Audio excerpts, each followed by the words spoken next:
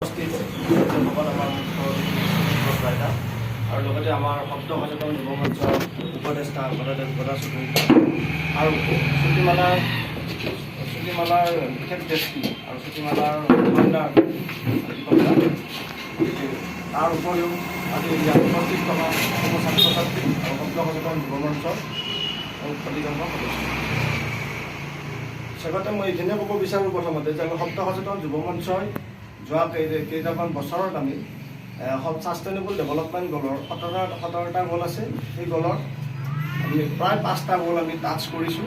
Quality education, zero' hunger, industry, innovation, infrastructure, life below' water.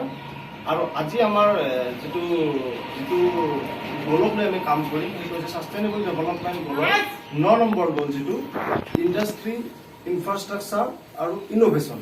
গতিকে আমাৰ দাদা সুশীপ্ৰত দা তেখেত এছিয়াৰ প্ৰথমজন ইলুশ্যনিষ্ট আৰ্টিষ্ট হয় আৰু তেখেত ইন'ভেশ্যন কৰিছে। তাৰ সংগতি মৰ্মে আমি অনুষ্ঠানটো আজি আয়োজিত কৰিছোঁ ইয়াত। গতিকে এই অনুষ্ঠানটোৰ জৰিয়তে যাতে আমাৰ উঠি অহা নৱপ্ৰজন্মই আৰু আমাৰ পাঠশালাৰ অধিকাংশ ছাত্ৰ ছাত্ৰীয়ে যাতে ইলুশ্যন আৰ্টটো কি হয় তাৰ বিষয়ে যাতে সম্যক ধাৰণা লাভ কৰে বা সম্যক নলেজ আহৰণ কৰিব পাৰে, তাৰ বাবে আমি অনুষ্ঠানটো আয়োজন কৰিছোঁ। গতিকে আশা কৰোঁ আপোনালোক সকলোৱে আমাক সহযোগিতা আগবঢ়াব আৰু অনুষ্ঠানটো সুন্দৰভাৱে আগবাঢ়ি যাব। আৰু আমি শব্দ সচেতন যুৱ মঞ্চই যিবিলাক কাম কৰি আছোঁ সেইবিলাক আপোনালোকে পেজত গ'লে দেখা পাব। আমাৰ শব্দ সচেতন যুৱ মঞ্চৰ পেজ আছে। APSCৰ ফ্ৰী কোচিং হওক, IPPS RRB ফ্ৰী কোচিং, কেটৰ ফ্ৰী কোচিং, বা আমি যিবিলাক দুখীয়া মানুহ যিবিলাকৰ হয়তো বেমাৰ হৈছে বা হয়তো বিভিন্ন এক্সিডেণ্টৰ কাৰণে চলিব নোৱাৰা অৱস্থা হৈছে, তেওঁলোককো আমি নানান ধৰণৰ সমস্যাৰ জৰ্জৰিত হৈ থকা অৱস্থাত আমি যথেষ্টখিনি সহায় আগবঢ়াইছোঁ।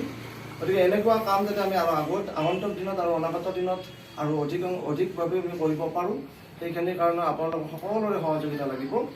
গতিকে বিশেষ আৰু মই বক্তৃতা নিদিওঁ বা বক্তৃতা বেছি সুবিধা মাৰিব মই বিচাৰোঁ।